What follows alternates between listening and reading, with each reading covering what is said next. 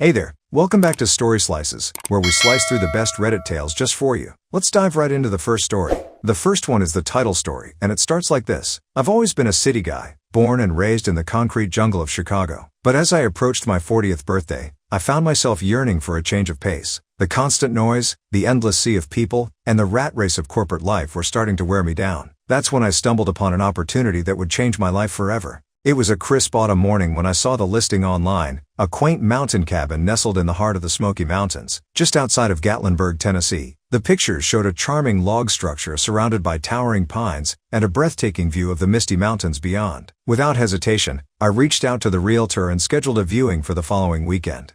As soon as I set foot on the property, I knew this was it. The air was crisp and clean, filled with the scent of pine and wood smoke. The cabin itself was everything I'd dreamed of, rustic yet comfortable, with a large stone fireplace and windows that framed the stunning mountain vistas. I spent the entire day exploring the surrounding woods, feeling a sense of peace I hadn't experienced in years. By the end of the weekend, I'd made an offer on the cabin. It was a bit of a stretch financially, but I was determined to make it work. I'd use it as a vacation home at first, with plans to eventually retire there full-time. The previous owner accepted my offer, and within a month, I was the proud owner of my very own slice of mountain paradise. Over the next year, I spent every available weekend and vacation day at the cabin. I threw myself into fixing it up, learning basic carpentry and plumbing skills along the way. I built a deck off the back of the cabin, perfect for sipping coffee while watching the sunrise over the mountains. I cleared some of the underbrush around the property, creating walking trails that wound through the woods. With each visit, I felt more and more at home. Most of my neighbors were friendly, if a bit reserved at first. There was old Jim, who lived about a half-mile down the road, and would often stop by to chat and offer advice on maintaining the property. Then there was the young couple, Mike and Sarah, who had a cabin across the way and would occasionally invite me over for barbecues. But then there was Karen. Karen lived in the closest cabin to mine, about a quarter-mile down the road. From the moment I moved in, she made it clear that she wasn't happy about having a city slicker for a neighbor. She was in her mid-50s, with bleached blonde hair always pulled back in a tight ponytail, and a permanent scowl etched on her face. Our first interaction set the tone for our relationship. I was outside, chopping firewood, when she marched up my driveway. "You're doing it all wrong," she barked, hands on her hips. "You're going to hurt yourself or someone else if you keep swinging that axe like that." I lowered the axe and turned to face her, trying to keep my tone friendly. "Hi there, I'm John. You must be one of my new neighbors." She ignored my attempt at pleasantries. Karen, I've lived here for 20 years, and I've never seen someone so clueless about mountain living. Where are you from anyway?" I explained that I was from Chicago, hoping to find some common ground. Instead, her frown deepened. "Chicago? Great, just what we need around here. Another city boy thinking he can play mountain man. Well, let me tell you something. John, from Chicago. This isn't some vacation resort. This is real mountain living, and if you can't handle it, you should pack up and head back to your fancy city apartment." With that, she spun on her heel and stomped back down my driveway, leaving me standing there with my mouth hanging open. Over the next few months, Karen made it her personal mission to make my time at the cabin as unpleasant as possible. She'd complain about every little thing: the noise when I was doing repairs, the lights I'd installed on my deck, even the type of bird feeders I'd put up. "Those feeders are all wrong for this area," she'd lecture. "You're going to attract the wrong kind of wildlife. But what do you know? You're not from around here." I tried my best to be a good neighbor, always greeting her politely, and even offering to help when I saw her struggling with some heavy bags of mulch one day. But she rebuffed every attempt at friendliness. Things came to a head one weekend in early spring. I'd taken a week off work to do some major renovations on the cabin, including replacing some of the old, drafty windows. I was in the middle of installing a new window when I heard the unmistakable sound of tires crunching on my gravel driveway. Looking out, I saw Karen's beat-up pickup truck pull up. She got out, slamming the door behind her, and stormed up to the cabin. Before I could even get down from my ladder, she was pounding on the front door. John, I know you're in there. Open up right now." I carefully climbed down and opened the door, trying to keep my composure. "Hi Karen, what can I do for you?" Her face was red with anger. "What do you think you're doing to that cabin?" I blinked, confused. "I'm renovating? Replacing some old windows to make it more energy efficient." She jabbed a finger at my chest. "You have no right to be changing anything about this cabin. It's been a part of this mountain for generations, and you're ruining it with your city ideas." I took a deep breath, reminding myself to stay calm. "Karen, I understand you've lived here a long time, but this is my property. I have every right to make improvements to my own cabin." "Your cabin?" she screeched. "This cabin belongs to the mountain, to the people who've lived here for generations. You're just some outsider who thinks he can come in and change everything." I was starting to lose my patience. "Karen, I bought this cabin fair and square. I have the deed to prove it. Now, if you don't mind, I have work to do." I started to close the door, but she stuck her foot in the way. "Don't you dare dismiss me like that. I'm calling the police. They'll sort this out." Before I could react, she'd whipped out her cell phone. Apparently, modern technology was acceptable when it suited her, and dialed cop. "Yes, hello? I need to report a trespasser. There's a man at 1234 Mountain View Road who's vandalizing a historical cabin. He claims he owns it, but I know for a fact that's not true. Please send someone immediately." I couldn't believe what I was hearing. Karen had actually called the police on me, in my own home. I was so shocked that I just stood there, mouth agape, as she continued to rant into the phone about how I was destroying the character of the neighborhood. After she hung up, she fixed me with a smug smile. "The police will be here soon. They'll straighten this all out, and then you can pack your bags and head back to Chicago where you belong." I felt a mix of anger and disbelief rising in my chest. "Karen, this is ridiculous. I am the legal owner of this property. You can't just call the police because you don't like your new neighbor." She crossed her arms, that self-satisfied smirk still plastered on her face. "We'll see about that. I've lived here for 20 years, and I know every inch of this mountain. The police will listen to me, not some city slicker who doesn't know a pine from a spruce." For the next 30 minutes, we stood in a tense standoff on my front porch. Karen refused to leave, insisting she needed to be there when the police arrived to make sure I didn't try anything funny. I considered going back inside and locking the door, but I was worried about what kind of damage she might do if left unsupervised. Finally, we heard the sound of a vehicle coming up the road. A police cruiser pulled into my driveway, and a young officer stepped out. He looked between Karen and me, his expression a mix of confusion and wariness. "Afternoon, folks," he said, approaching us. "We received a call about a trespasser." Before I could say anything, Karen launched into her tirade. "Yes, officer. This man here," she pointed an accusing finger at me, "is trespassing and vandalizing this historic cabin. He claims he owns it, but that's impossible. This cabin has been here for generations, and he's only been around for a year or so." The officer turned to me, his eyebrow raised. "Sir, is this true? Are you trespassing?" I took a deep breath, trying to keep my voice steady. "No, officer, it's not true at all. My name is John Thompson, and I am the legal owner of this property. I purchased it about a year ago, and have all the necessary documentation to prove it." Karen scoffed loudly. "He's lying, officer. I've lived here for 20 years, and I know for a fact that this cabin belongs to the mountain community. He has no right to be here, let alone making changes to the property." The officer held up a hand to quiet Karen. "Ma'am, please, let's handle this calmly." He turned back to me. "Sir, do you have any proof of ownership you can show me?" I nodded, relieved that someone was finally being rational. "Of course, if you'll follow me inside, I can show you the deed and all the purchase documents." As I turned to lead the officer inside, Karen tried to follow us. The officer stopped her. "Ma'am, I'm going to need you to wait out here while I verify the information." Karen's face turned an even deeper shade of red. "But officer, you can't trust him. He'll try to trick you." The officer's voice was firm but polite. "Ma'am, I assure you I'm capable of verifying legal documents. Please wait here." Inside, I quickly retrieved my file of property documents and handed them to the officer. He looked them over carefully, checking the dates, signatures, and official seals. After a few minutes, he nodded. "Everything appears to be in order, Mr. Thompson. These documents clearly show that you are the legal owner of this property." I felt a wave of relief wash over me. "Thank you, officer. I'm sorry you had to come all the way out here for this." The officer shook his head. "No need to apologize, sir. You've done nothing wrong. Let's go explain the situation to your neighbor." We stepped back outside, where Karen was pacing back and forth on my porch, muttering to herself. When she saw us, she rushed over. "Well, are you going to arrest him now?" The officer held up a hand. "Ma'am, I've reviewed Mr. Thompson's documents, and I can confirm that he is indeed the legal owner of this property. He has every right to be here and to make changes to the cabin as he sees fit." Karen's jaw dropped. For a moment, she was speechless, which I imagine was a rare occurrence for her. Then she exploded. "That's impossible. Those documents must be fake. I'm telling you, this cabin belongs to the mountain community."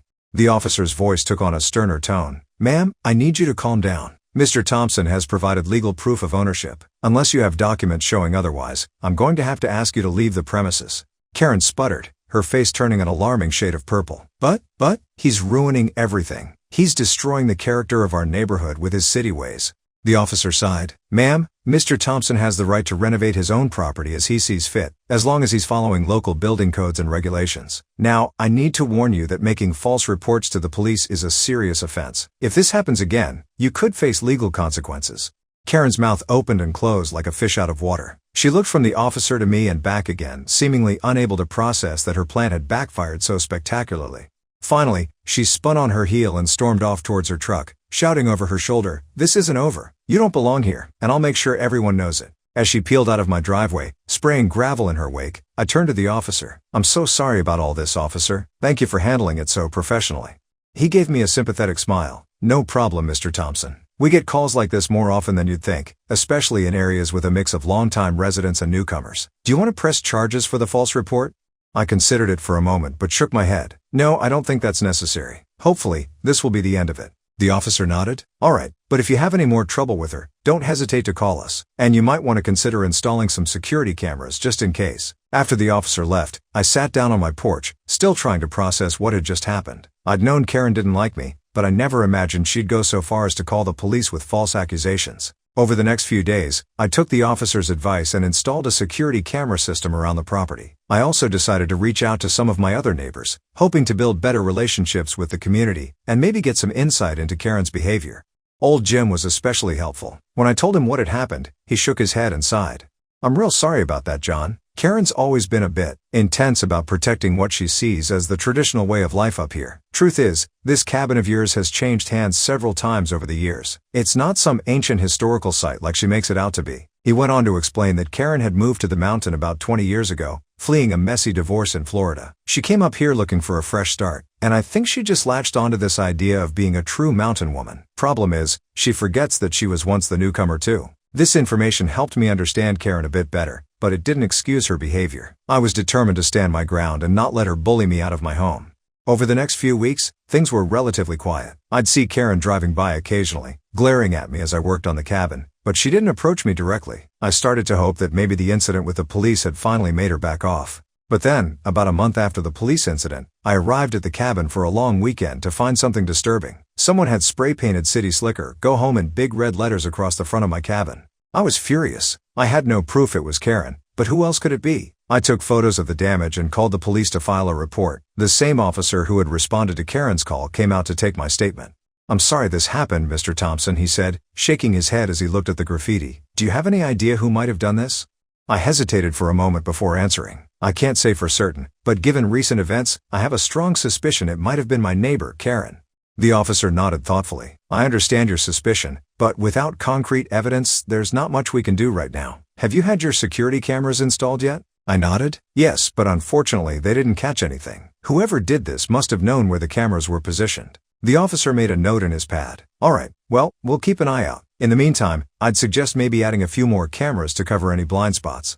After the officer left, I spent the rest of the day cleaning the paint off my cabin. It was tedious, frustrating work, and with each scrub, my anger towards Karen grew. I was determined not to let her win, but I was starting to wonder if owning this cabin was worth all the stress. The next morning, I woke up early, determined to enjoy my weekend despite the previous day's events. I was sitting on my porch, sipping coffee and watching the sunrise, when I heard the now familiar sound of Karen's truck coming up the road. To my surprise, instead of just driving by, she pulled into my driveway. I tensed, wondering what new drama she was about to unleash. But as she got out of her truck, I noticed something different about her demeanor. She seemed deflated somehow. She walked up to my porch slowly, her eyes downcast. When she reached the steps, she finally looked up at me. John, she said, her voice lacking its usual edge. I need to talk to you. I was wary but curious. Okay, Karen, what is it? What is it? She took a deep breath. I came to apologize. For everything? The police call, the harassment, and the graffiti? I was stunned. This was the last thing I expected to hear from Karen. You did the graffiti? She nodded, looking ashamed. Yes, I'm so sorry. I don't know what came over me. I felt like my whole world was changing, and I lashed out at you because you represented that change. I didn't know what to say. Part of me was still angry, but another part was touched by her apparent sincerity. Karen continued. After I did it, I felt terrible. I couldn't sleep all night. I realized I'd become the very thing I hated when I first moved here, a bitter, unwelcoming person.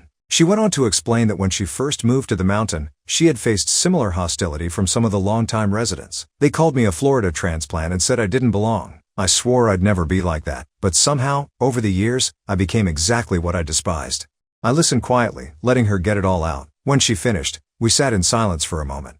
Finally, I spoke. Karen, I appreciate your apology. What you did was wrong, and it hurt me. But I understand that change can be scary, and I'm willing to try and start over if you are. She nodded eagerly. I'd like that, and I want to make it up to you. I noticed you were having trouble with that deck you're building. I used to work in construction back in Florida. Maybe I could give you a hand?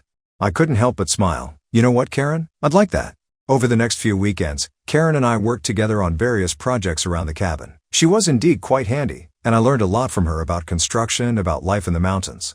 As we worked, we talked. I learned about her life before coming to the mountain, her difficult marriage, her struggles as a single mother, her now-grown daughter lived in Nashville, and her dream of finding peace in the mountains. In turn, I shared with her my own story, my burnout from city life, my dream of eventually retiring to the mountains, and my desire to become part of the community here. Gradually, our relationship transformed. The hostility melted away, replaced by a tentative friendship. Karen introduced me to more of the longtime residents, helping me integrate into the community in a way I hadn't been able to before. One evening, as we sat on my newly finished deck, watching the sunset and enjoying a cold beer, Karen turned to me with a smile. "You know, John, I'm glad you didn't let me run you off. You've brought some good changes to this mountain, and I guess you've helped me change for the better too."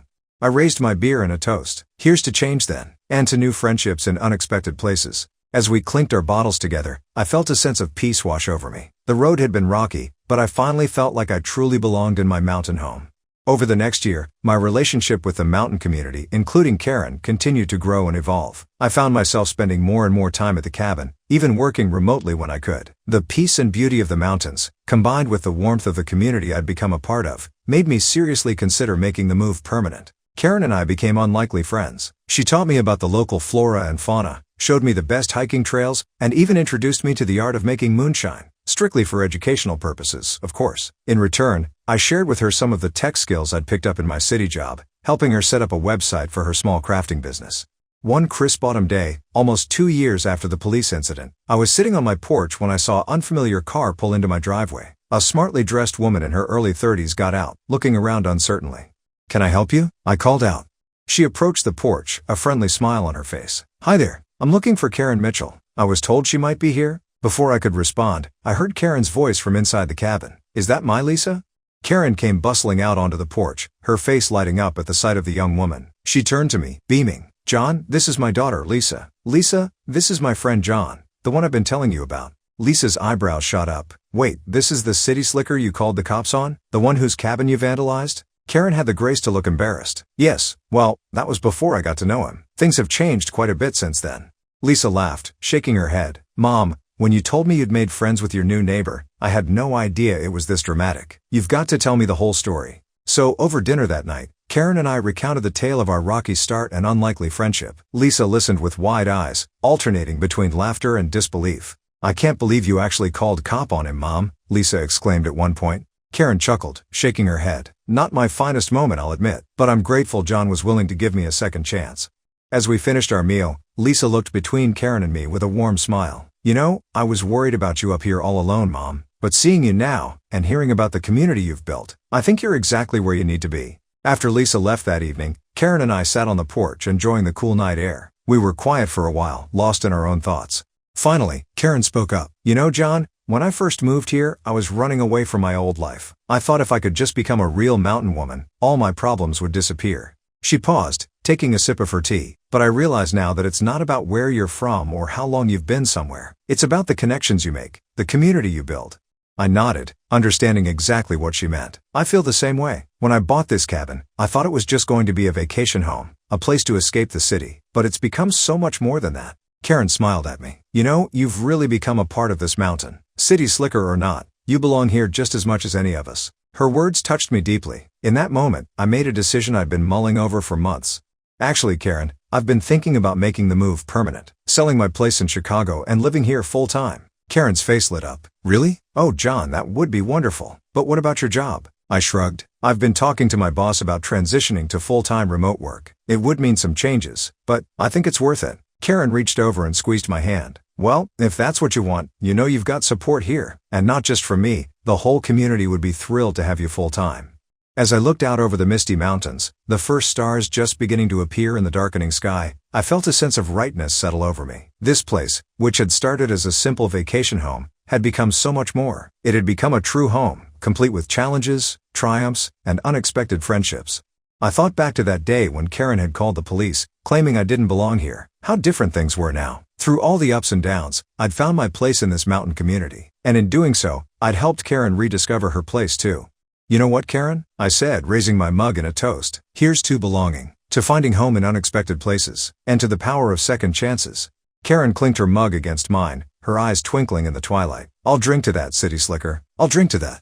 As we sat there, two unlikely friends watching the night settle over the mountains. I knew that whatever challenges the future might bring, I was exactly where I was meant to be. My mountain home, once just a dream, had become a reality, one far richer and more rewarding than I could have ever imagined. Are you hungry for more slices of stories? Don't forget to subscribe and hit the bell to never miss out on any videos. See you tomorrow at Story Slices.